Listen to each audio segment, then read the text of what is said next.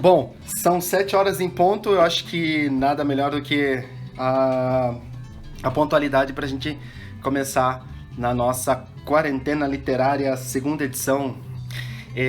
Antes de começar a falar sobre a autora, rapidamente, só não sei se vocês conseguem ouvir a música no fundo, mas a gente está ouvindo. Essa semana, como eu estou acompanhando todas as lives do pessoal da quarentena, o pessoal foi colocando sempre música. Eu achei isso incrível, porque dá uma ambiência assim super legal para live.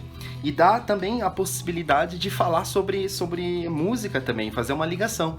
A gente está ouvindo esse CD que está ao contrário, que vocês sabem. Eu até poderia colocar na câmera de trás, igual o Andreoli fez, mas eu tenho medo de apertar alguma carinha de cachorrinho, de gatinha, melhor deixa. Esse CD é do Murilo da Roz, que é um violonista curitibano. Eu não sei se vocês conhecem, a maioria acho que sim, são amigos em comum. Mas o Murilo, ele é talvez o maior músico que eu já vi tocar na minha vida. E eu conheço ele há muitos anos, então eu sei muito bem que ele... Oi, Ed, tudo bem? Eu sei muito bem a capacidade do Murilo da Roz como músico. Então, fica aí a dica para vocês. Ele tem 2 CDs gravados. E é isso, ele toca violão flamenco, Murilo da Roz. É realmente o maior músico que eu já ouvi tocar na minha vida. Sem contar que ele é um grande amigo meu, obviamente, né? Muito bem. Oi, Etel, tudo bem? Eu não te conheço pessoalmente, mas eu sou seu fã, hein? E olha que é muita honra de estar participando desse evento com você. Bom, eu vou abaixar um pouquinho o som aqui pra gente começar. E no fundo a gente vai ouvindo então o Murilo da Roz. Boa noite, Álvaro. Bom, pessoal, eu vou tentar me concentrar na fala aqui, então eu vou deixar um pouco de lado. Sim, Etel, Murilo, isso, você conhece, obviamente, né? Que legal. O Murilo, eu gravei 10 discos já com o Murilo, meus. 6 discos de MPB, músicas minhas com alguns parceiros, inclusive o Leprevô é um parceiro meu, e gravei outros 4 com uma banda. Então o Murilo sempre produziu todos os discos, todos, e tocou praticamente em todos. Eu tive algumas boas companhias ali no estúdio do Murilo. O Murilo, o Carlos Careca, a Edith de Camargo, muita gente participou ali dessa produção musical. Mas a gente pode falar sobre música, Etel, depois num outro momento, porque realmente eu me interesso pela sua obra. Muito bem. Isso aí. Bom, gente, eu estou muito contente de poder participar dessa quarentena literária, desse momento, porque, assim, eu acabei entrando em contato com autores que eu já conhecia por nome. Alguns eu já tinha lido algumas obras, alguns livros, alguns poemas, alguns textos, né? Mas agora há uma convivência, tudo bem que é uma convivência virtual, online, mas é uma convivência praticamente diária com algumas dessas pessoas que estão participando desse grupo, né? Desse momento, digamos assim. E é um grupo super aberto, é isso que é importante.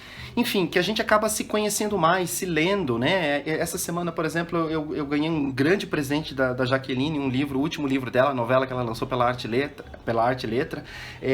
Achei lindo, lindo, lindo. E, enfim, eu fiz essa ponte, mandei um livro para ela, meu também, para que ela, enfim, tenha mais, se ela tiver um tempo, enfim, para dar uma olhadinha no livro. Então, essa troca é muito importante, né? Eu agradeço muito ao Andreoli pelo convite. E eu comecei a me lembrar, Andreoli, de alguns momentos pelos quais nós nos cruzamos na nossa vida literária. Algumas edições do Rascunho, que tem textos meus, tem textos seus, ou então concursos literários que a gente participou junto, e enfim, coisas assim, né? E todos os outros, o Márcio, que é um grande amigo já há muitos anos, 20 e poucos anos que eu conheço, 20 anos mais ou menos que eu conheço o Márcio, e outros, enfim, acho que essa é uma oportunidade para a gente se conhecer melhor, para a gente falar sobre outros autores que a gente gosta, que a gente abraça, estender essa parceria e também fazer uma coisa super útil em termos de pensando na quarentena, de fato, de ficar em casa, né? Eu tô trabalhando em casa, então eu acordo super cedo, 7 horas da manhã eu já tô trabalhando, fico trabalhando normalmente até às 5, mas é em casa, né? Então a gente acaba ficando um pouco sufocado. Eu acho que é importante essa produção, a gente fica com bastante falta de energia, eu acho. Acho que vocês devem compartilhar comigo dessa questão.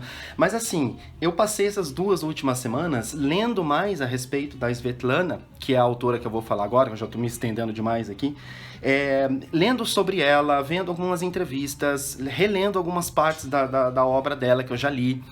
Então isso também é um ponto positivo, quer dizer, é um momento para o meu conhecimento de fato pessoal e para que eu possa também desenvolver isso em mim e passar isso para algumas pessoas que estão aqui assistindo. E de repente a ideia não é me aprofundar em nada, não tem como com essa forma e com esse tempo a gente não vai conseguir se aprofundar muito, mas pelo menos dar uma pincelada sobre ela, deixar as pessoas curiosas para quem não conhece e para quem já conhece talvez com vontade de reler alguma coisa, de dar uma olhada a mais, de conhecer outros livros da Svetlana, né? Então é isso. Então a gente começou com o Murilo da Roz, que está tocando no fundo, eu falei um pouco sobre a quarentena, no final eu falo quem ainda vai falar ou quem já falou, só para vocês terem uma ideia, quem não participa de todas, né? Mas enfim, isso é importante a gente sempre deixar claro e deixar ciente, isso é bastante interessante. Bom, então vamos direto ao assunto. Svetlana. Primeira coisa que acho que chama a atenção é que a Svetlana Alexievich, ela tem um nome difícil para nós brasileiros. Ela tem um nome difícil, é um nome que tem inclusive algumas formas de grafia. Vocês já devem ter visto algumas edições escritas de uma forma, não sei se vocês já viram ou não, mas enfim, algumas escritas de uma forma, outras escritas de uma outra forma. Por exemplo, a edição que eu tenho aqui, essa edição do Voices from Chernobyl, é em inglês essa edição. O nome dela está escrito diferente da forma que está nesse postzinho, nesse cartaz de propaganda da quarentena. Mas não é que esteja errado ou certo, na verdade é uma forma de você traduzir o nome porque é escrito num alfabeto que nós não temos, né? Como se escreve em russo, você escreve com o alfabeto russo, então naturalmente que quando você vai fazer a tradução, assim como no japonês também, você se aproxima de sons, né? O suíço-alemão é a mesma coisa. O suíço-alemão é uma língua que é parecida com o alemão, mas ela não tem regras gramaticais estabelecidas, ela é super aberta, ela tem obviamente, mas não tem regras assim determinadas por lei, digamos assim. Então, portanto, quando você escreve um dialeto, que não é para ser escrito, entre aspas, mas você escreve, cada um pode escrever da maneira sonora e fonética que achar mais interessante. Às vezes com 2 Is, às vezes substituir o J por I, que é o caso da Alexievich, whatever. Ou então você trocar o J por um IE, dependendo da forma que você fala. Então começa por aí essa confusão com relação confusão não, mas enfim, fica um pouco nebuloso a ideia de como escreve o nome dela, né? Então, parte por aí. Ela é uma autora... assim, partindo do pressuposto que vocês não conhecem, aqueles que não conhecem, ela é uma autora viva, e ela recebeu o Prêmio Nobel, por coincidência, porque da outra vez eu falei sobre o Patrick Modiano, que tinha recebido em 2014 o Nobel, agora ela recebeu em 2015, foi no ano seguinte, né? Na verdade foi uma coincidência, não foi obviamente o meu pensamento, mas acabou que foi essa ideia. Então em 2015 ela recebeu o Prêmio Nobel de Literatura, e a partir de então ela explodiu em alguns países de uma forma assim gigantesca em termos de vendagens de livros, enfim, de ser conhecida, etc. Aqui no Brasil ela é publicada pela Companhia das Letras em edições lindíssimas, são as edições uma das mais bonitas. Eu tenho aqui só edições gringas, mas as edições brasileiras, a Companhia das Letras, que eu tenho também, mas não estão aqui, estão emprestados, são edições lindíssimas. Não tem todos os livros, ela tem muitos livros, ela tem muitos trabalhos, muitos textos, mas a Companhia das Letras, aos poucos, está lançando a obra dela traduzida para o português, obviamente. A partir de 2015, então, como eu estava dizendo, inclusive ela veio para o Brasil, ela veio a convite da Companhia das Letras, deu uma entrevista no Sesc, em São Paulo, E em São Paulo ou no Rio, agora fiquei em dúvida, mas ela deu essa entrevista, tem essa entrevista inteira no YouTube, se vocês tiverem interesse, é muito interessante, porque ali ela faz, uma hora mais ou menos de entrevista, ela faz um super apanhado sobre a obra dela, como que ela escreveu os livros, o pressuposto das entrevistas, etc, etc, etc. Então, Prêmio Nobel 2015 tem traduções no português. As traduções em inglês também só começaram a ficar em grande volume depois do Nobel. Tinha alguma coisa em inglês, mas depois que ela ganhou, obviamente, ela acabou se destacando muito mais, né? Então isso seria uma outra informação importante. Ela é uma autora que a gente pode chamar de... ela faz romance documentário. É um tipo de literatura, ela é jornalista, ela é formada em jornalismo, em Minsk. Eu já vou falar um pouco melhor sobre a origem dela, mas ela é jornalista e ela é muito ligada à literatura também. Então, o trabalho literário dela, o trabalho como autora, como escritora, é um trabalho que está baseado em investigação, em entrevistas, em selecionar essas entrevistas, esses pensamentos e resetar e reformular e reescrever e colocar de modo a que ela tenha um desenho super polifônico, um desenho super colorido, um desenho como se fosse um prisma. Um arco-íris se abrindo nas cores, né? Nas cores do prisma. Ou seja, ela consegue fazer com que as entrevistas, os pontos de vista, os estudos históricos, a vivência dela como pessoa mesmo, colocar tudo isso dentro da obra e transformar isso num livro. E esse livro, embora... não só né? Na verdade, a obra dela inteira. Embora sejam livros baseados em fatos reais, em pessoas reais, entrevistas verdadeiras, com depoimentos verdadeiros, ela trabalha com a realidade, mas ela trabalha justamente, aí a partir da realidade ela trabalha a arte dela, a literatura dela. Ela reescreve, não reescreve o que as pessoas disseram, mas ela reescreve a história quando ela coloca as várias vozes e as várias possibilidades de interpretação de um mesmo fato. E essa que é a grande questão dela. Então ela é uma autora que trabalha com romance documentário, ela não parte do pressuposto ficcional, ela parte do pressuposto real, mas ela trabalha para uma recriação dessa realidade, ou uma transparência da realidade, ou uma tentativa de mostrar para as pessoas, nós leitores, inclusive ela se coloca como uma própria leitora ouvinte, porque como ela entrevista as pessoas, ela está se colocando no papel também.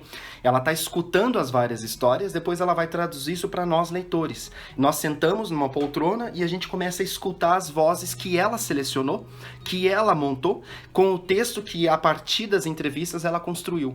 Então esse trabalho é um trabalho grandíssimo, é um trabalho gigantesco, que ela diz isso em entrevistas, ela diz que demora por volta de 7 a 10 anos com cada um dos livros, porque o trabalho que ela tem de entrevistar e de montar toda essa história é bastante grande, né?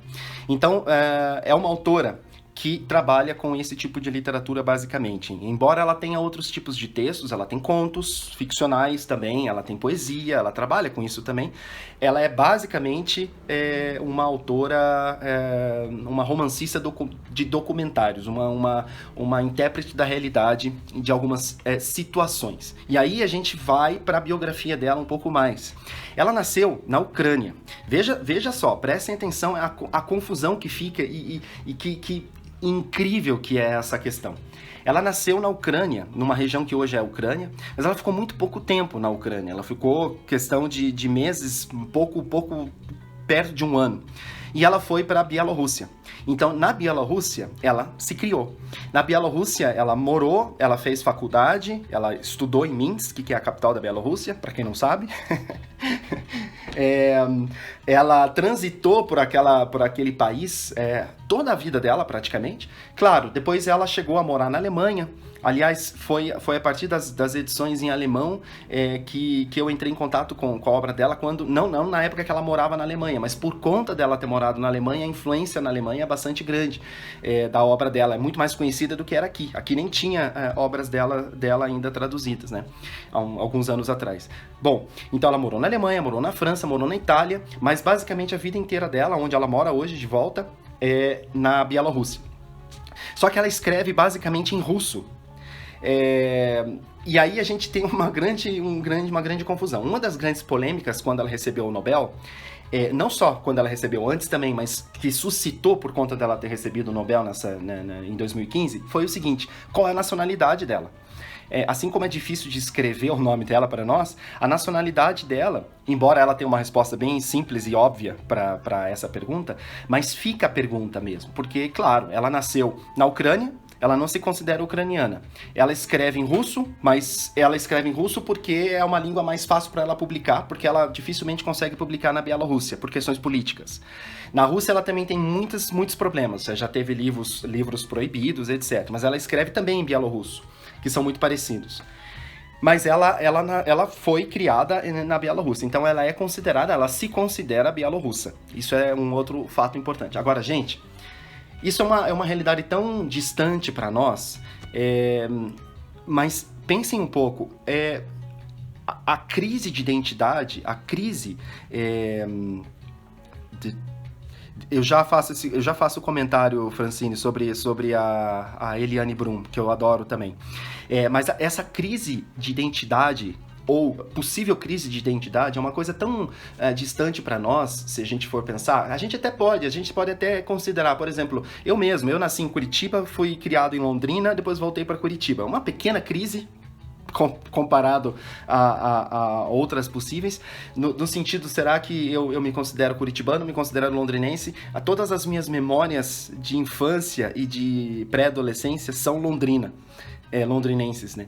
Todo o resto, eu moro há muito mais tempo em Curitiba do que eu morei em Londrina, eu nasci em Curitiba. Então eu fico num duelo, às vezes, assim, complexo, sabe? E por mais medidas as proporções, digamos assim. Agora, imagine numa região como a dela, nessa região que vocês sabem tem uma política muito complexa, tem problemas de anos e anos e anos de guerras, de invasões, de governos autoritários, de socialismo que deu certo, que não deu certo, de capitalismo que deu certo, que não deu certo, de invasões, e etc, etc, etc. Você tá num lugar em que dificilmente de tempos em tempos, você muda o nome do país, inclusive, né? A gente volta e meia fala assim, ela nasceu numa região que hoje é conhecida como Ucrânia. É mais ou menos como se a gente, sei lá, fosse pro Acre e fala, não, essa região do Acre, que antes era Bolívia, é onde nasceu fulano de tal, né? Assim, só pra gente se aproximar um pouquinho dessa realidade, mas isso faz com que, não só ela como artista, qualquer artista dessa época, né, desse lugar, mas faz com que muitos desses autores usem isso como o mote principal da sua obra, porque de fato é um mote muito importante, né? O mote de você questionar a sua própria identidade, qual que é a sua língua, qual que é o seu idioma, e a partir disso, né? Eu falei na outra quarentena sobre a questão do idioma, né? Fernando Pessoa, ele não era português, ele era a língua portuguesa era a nacionalidade dele. É como se você está inserido dentro de um conjunto de características culturais, sociais, políticas, etc., por causa do idioma que você fala como idioma mãe, como idioma principal, e, portanto, aquele que você escreve, como se você é escritor, né? Agora, você está numa região que antes era conhecido como Ucrânia, mas agora é Bielorrússia, depois passou a ser da União Soviética, que não é mais União Soviética, porque a União Soviética já acabou. E aí, então, o que era da União Soviética se tornou independente, mas nem tanto, porque a Rússia continua tentando invadir a Crimeia, por exemplo, tentando invadir regiões da Ucrânia consideradas pelos russos como parte da Rússia, mas não, a Ucrânia diz que não, e assim por diante a gente constrói uma crise de identidade muito grande. E é nesse contexto que a obra dela se faz. É justamente para falar sobre o declínio desse homem soviético, para começar, é para falar sobre alguns fatos específicos que ajudaram a esse declínio acontecer, ou que são reflexos desse declínio, né? Como, por exemplo, Chernobyl. Chernobyl é um fato muito importante, talvez um marco para o fim do império, da União Soviética, né, desse Império Russo-Soviético. Não foi exatamente o ponto principal, talvez quando Gorbachev pediu a renúncia, talvez em 91, que foi o ano em que a gente pode considerar oficialmente o fim da União Soviética, seja bastante importante. Agora, Chernobyl foi um fato muito relevante, a independência de alguns países ao redor, aos poucos, como por exemplo da própria Ucrânia, a guerra do Afeganistão, que aconteceu ali por volta, deixa eu ver, por volta de 78 para 79, na verdade 79 quando começou, de fato, e que os russos foram até o Afeganistão para proteger uma parcela da população do Afeganistão, e aí aconteceu um massacre, tanto para quem morava no Afeganistão, como também para os russos que foram para lá, para os soviéticos, não os russos, né? Na verdade, ainda era a União Soviética. Então, quer dizer, é uma época e uma região com muitos conflitos políticos, né? E esse desenho, porque veja, a Svetlana nasceu em 1948, ela é do pós-guerra. E de 48 até todo esse período que a gente vai considerar aí da União Soviética e depois do declínio da União Soviética, ela viveu como jornalista, ela viveu como alguém que tinha voz. E é a partir daí que ela quer falar sobre o seu ponto de vista com relação ao que aconteceu. E aí ela constrói uma obra praticamente toda baseada nisso. Ela vai construir um livro, por exemplo, de entrevistas que vai se consolidar nas Vozes de Chernobyl, que é um dos livros mais importantes dela. Ela vai construir um outro que é sobre justamente Zinc Boys. Deixa eu ver como que está traduzido no português. Meninos de Zinco, essa é a obra Meninos de Zinco. Por que Meninos de Zinco? Esse livro fala sobre a guerra do Afeganistão, quando a União Soviética invade o Afeganistão e quando morriam soldados muito jovens, às vezes jovens, 16 anos, 17 anos, 15 anos, mulheres, homens, da União Soviética, eles morriam quando eles voltavam para a União Soviética, para uma questão assim de esconder da população de fato o que estava acontecendo. Eles eram trazidos em caixões de zinco, e esses caixões eram transportados para as famílias desses soldados e logo enterrados sem que a família pudesse se certificar que ali estava o seu filho, a sua filha, o seu marido, a sua esposa, sem se certificar que de fato era a pessoa que estavam dizendo que era, e se fosse, sem poder ver, porque provavelmente estava sem algumas partes do corpo, porque como era uma guerra, muitas vezes eles voltavam em formas não identificáveis. Então, assim, são questões muito fortes e muito relevantes, né? Que a Svetlana vai tratar. Ela vai tratar disso, ela vai falar de Chernobyl, que é um dos acontecimentos mais incríveis do século passado. E ela vai entrevistar durante 7 ou 8 anos pessoas envolvidas ou que moravam lá, que trabalhavam lá, que tinham pessoas conhecidas lá, e vai constatar toda uma transformação que aconteceu durante esse período até hoje, né? Na verdade, até hoje tem radiação, ainda tem problemas, ainda tem consequências, ainda tem sequelas, né? A guerra do Afeganistão, mesma coisa, teve de qualquer maneira ainda tem essa sequela. Ela tem livros que falam sobre, por exemplo, as mulheres que participaram da Segunda Guerra Mundial. Ela entrevista pessoas que de fato estavam lá. E ela vai construindo sempre a partir de fatos bem pesados para a humanidade, né? E ela vai tentar dar a resposta dela para aquilo que ela considera o que aconteceu na União Soviética, o que foi isso, o que foi a união desses países e depois a destruição, a ruína desses países. Nessa entrevista que ela dá aqui em São Paulo, no Sesc, quando ela vem para a Companhia das Letras, a entrevistadora pergunta para ela se ela vai continuar escrevendo sobre isso, e ela falou assim: não tenho mais para que escrever, eu já falei tudo que eu tinha que falar, eu já fiz tudo que eu tinha que falar para dar o meu depoimento sobre essa época, sobre esses acontecimentos, não tenho mais o que falar. Ela tem essa postura, e obviamente que isso se reflete muito nas questões políticas, tanto que uma outra polêmica quando ela recebeu o Nobel é justamente o fato de que nos livros dela, praticamente, as vozes que aparecem são vozes que criticam o governo autoritário da Bielorrússia, por exemplo, que é um governo único há quase 30 anos, né? É uma ditadura, e é autoritária, não é democrática.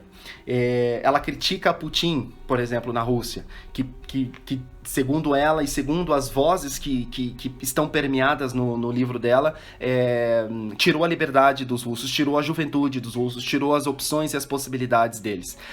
Então, quando ela recebeu o Nobel, óbvio que isso ficou assim, nesses países ela não é muito bem vista, né? Nos próprios países por onde ela passa. Pelo governo, né, obviamente, pela muitas pessoas, obviamente, que ela é considerada uma pessoa muito importante e que faz que tem uma voz muito forte, né, para as questões democráticas. Mas para esses governos ela não é muito bem vista. Agora, claro, a gente sabe que o Nobel, em alguns momentos, nem sempre, mas praticamente todas as vezes, eles têm escolhas muito políticas, né? Então a escolha dela, no momento que ela ganhou em 2015, lembra que em 2015 a polêmica entre Rússia, a questão que estava acontecendo entre Rússia e Ucrânia estava muito forte naquele momento, né? Logo na sequência, Crimeia. Ou seja, não é à toa que o Nobel simplesmente escolheu uma autora que fala sobre isso, né? Da forma que ela fala, para ganhar e para ser colocada em evidência, né? Então, acho que isso é bastante importante. Quando ela recebeu o Nobel, agora acho que eu falei bastante sobre essa relação dela, das entrevistas que ela faz, etc, etc. Quando ela recebeu o Nobel disse o seguinte, ela recebeu o Nobel pelo seguinte motivo, sempre tem um motivo, né? Prize Motivation for the polyphonic writings, a moment to suffering and courage in our time. Ou seja, deixa eu só fazer aqui, por seus escritos polifônicos, um monumento ao sofrimento e à coragem em nossos dias. Então, talvez a palavra mais importante aí seja, na obra dela, essa polifonia, esse conjunto de vozes, né? Ela diz uma coisa muito legal, isso eu não posso deixar de falar. Ela diz assim, hoje, a literatura de hoje, o jornalismo de hoje, e quando ela fala de hoje, ela está falando do pós-guerra. Não tem o direito de se basear apenas em uma única voz, em um único ponto, em um único fato. Nós temos que ouvir as vozes possíveis. E cada uma das vozes... Olha, ela entrevistou, por exemplo, sobre Chernobyl, ela entrevistou a família do bombeiro que foi tentar resolver o problema lá e que acabou se contaminando e morreu no dia seguinte. Ou ela entrevista o verdureiro que não podia mais vender as suas verduras, as suas frutas. De um dia para o outro, o mundo acabou. Aquele mundo que eles conheciam, de um dia para o outro, simplesmente se transformou. Então ela entrevista o verdureiro. Ela entrevista também pessoas que eram de alto escalão dentro dessa usina de Chernobyl, por exemplo, dentro do governo da União Soviética. Então ela busca todas as vozes possíveis. E ela diz assim, e de fato quando você lê os livros dela, os livros são sempre construídos através das entrevistas. As entrevistas vão aparecendo na sequência, numa sequência que ela define, né? Claro, você vai percebendo que há um micromundo dentro de cada uma dessas entrevistas. É como se fossem contos que vão construindo as várias vozes, as várias vozes para construir, então, essa história. E assim, hoje o Davi Boaventura, que é um dos participantes da quarentena, eu não sei se ele está aqui, mas uma dos participantes da quarentena literária, o Davi comentou no meu Instagram que ele chegou a sonhar com trechos do livro dela. Acho que ele falou alguma coisa parecida com isso.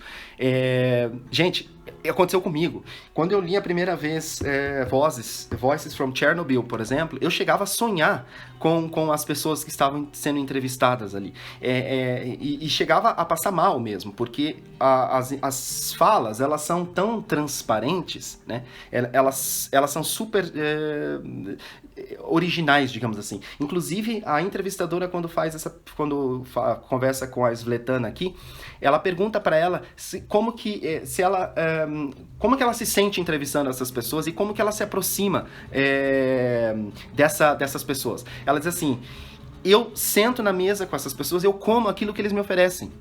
Eu tenho que participar da vida deles. Então ela vai entrevistar as pessoas que sofreram com a radiação em Chernobyl, ela senta e come a comida e toma o café que é oferecido para ela. E muitos jornalistas, segundo ela, não fariam isso porque estão entrevistando pessoas que são contaminadas com a radiação. Isso é um exemplo. Outro exemplo, ela diz, eu também sofro.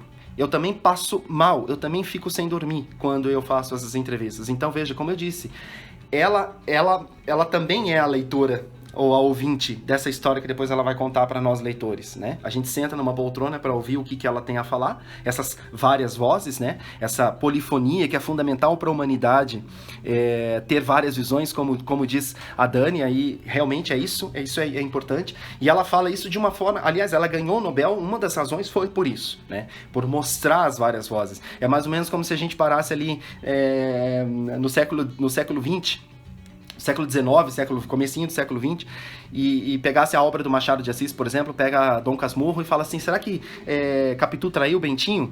Uma pergunta sem fundamento nenhum, né? Não tem resposta. E não tem resposta justamente porque só tem uma voz. A gente só tem o ponto de vista do Bentinho, então a gente vai ter que entender o que o Bentinho fala, e a gente vai ter que aceitar ou não. Não tem a voz da Capitu, não tem a voz de mais ninguém, né? É o oposto. Ela até comenta, ela fala assim, não dá mais pra ser um Tolstói, não dá mais pra ser um Dostoiévski, que eu escrevo uma história que se passou 50 anos atrás e que vai acontecer 50 anos depois, com um único ponto de vista, né? Um livro desse tamanho que vai contando toda uma saga, toda uma história, como se fosse... Entende? Não dá mais. E aí, portanto, ela consegue reconstruir a partir dessas muitas vozes, dessa... E só uma propagandinha, em 2004, eu lancei meu primeiro livro de contos, e o nome do meu livro é A Voz do Outro, que é um termo que eu tirei, na época eu estudava muito Mikhail Bakhtin, que fala justamente sobre isso. A nossa voz como pessoa normal, como, enfim, cidadão, como escritor, como músico, ela é construída a partir de outras vozes. A gente não tem como criar se a gente não tem essas outras vozes, né? O Andreoli falou, foi ontem que o Andreoli fez, ou antes de ontem, o Andreoli falou sobre, foi o Andreoli que falou? Quem que falou? Que quando escreve alguma coisa, acho que foi o Andreoli, sempre fazem uma referência, mas você tem influências do Dalton Trevisan. Claro que tem influências do Dalton Trevisan, mas você vai pra frente, né? Você consegue, é mais ou menos essa ideia. Então, já desde 2004, quando eu lancei esse meu livro, eu investigo um pouco dentro daquilo que eu escrevo e daquilo que eu leio, porque eu acho que a literatura, ela é feita por leitores, acima de tudo. Lá, claro, você precisa do texto escrito, mas se você não tem os leitores, você não tem a literatura. A gente está num momento em escassez de leitores. A gente tem que ter mais leitores. Pessoas que leem, simplesmente que busquem livros e leiam e também analisem e levem para frente, né? Não necessariamente que escrevam, mas que leiam. Isso a gente está em falta. Mas, enfim, essas vozes, elas são importantes, é a nossa geração, é o que a gente está vivendo. A gente não pode mais aceitar, né, um único ponto de vista. A gente tem realmente diversos, né? Então, e só para a gente amarrar essa questão, ela faz essa polifonia, essa forma de criação literária, e é uma das questões mais importantes da obra dela, talvez, né, como eu disse, por ela ter recebido o Nobel. Ela diz assim no discurso dela, quando ela recebeu o Nobel: eu não estou sozinha nesse palco. Eu estou traduzindo assim mais ou menos, tá? Eu não estou sozinha nesse palco. Há vozes ao meu redor, centenas de vozes. Elas sempre estiveram comigo desde a infância. Eu cresci no campo. Quando criança, adorávamos brincar ao ar livre, mas à noite, as vozes de mulheres cansadas da aldeia que se reuniam em bancos perto de suas casas nos atraíam como ímãs. Nenhuma delas tinha marido, pais ou irmãos. Não me lembro de homens em nossa aldeia após a Segunda Guerra Mundial. Durante a guerra, 1 em cada 4 bielorrussos morreu, lutando na frente ou com os partidários. Após a guerra, nós crianças vivemos em um mundo de mulheres. O que mais me lembro é que as mulheres falavam sobre o amor, não a morte. Elas contavam histórias sobre dizer adeus aos homens que amavam no dia anterior à guerra. Uma coisa meio portuguesa também, né? Conversavam sobre esperar por eles e como ainda estavam esperando. Anos se passaram, mas continuam a esperar. Continuam a esperar.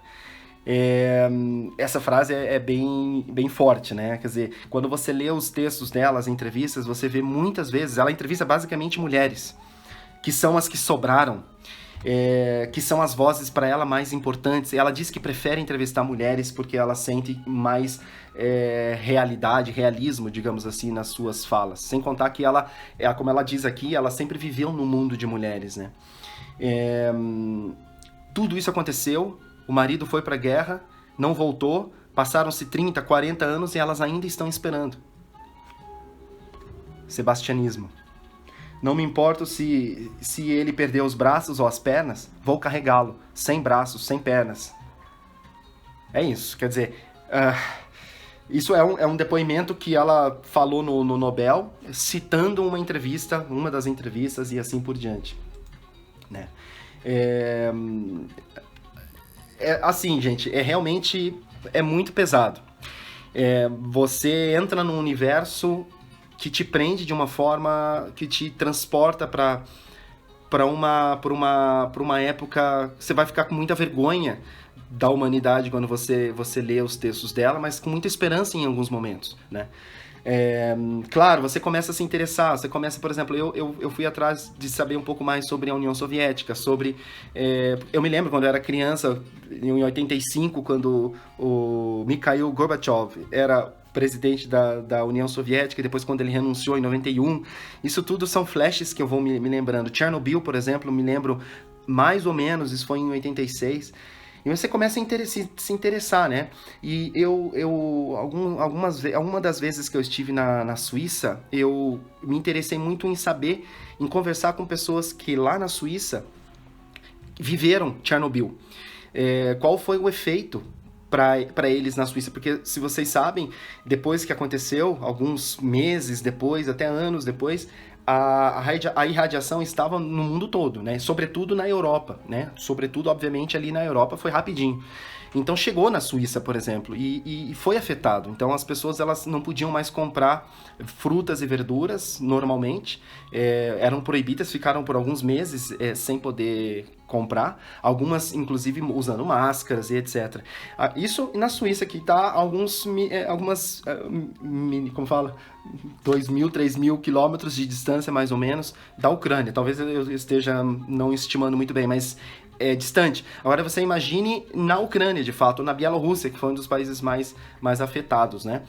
É como se alguém apagasse a luz e acendesse uma outra forma de luz fraquinha, como se estivesse vivendo um outro mundo. Você não tinha mais nada, né, daquilo que você teve. E aí, a partir disso, a Svetlana vai escrever essa Vozes de Chernobyl. Não é só sobre isso, obviamente, que ela fala, mas a construção dos livros dela, de certa maneira, é para moldar, para falar sobre o homem soviético, né? Sobre o ser humano soviético, né? A União Soviética e a queda da União Soviética. E aí, a partir disso, todas as nuances, o autoritarismo, o socialismo, o capitalismo, as guerras infundadas, as guerras por cobiça, as vidas que foram afetadas, as pessoas simples sei lá, a sua sofisticação, a sua voz, a sua opinião, a sua forma, e assim por diante.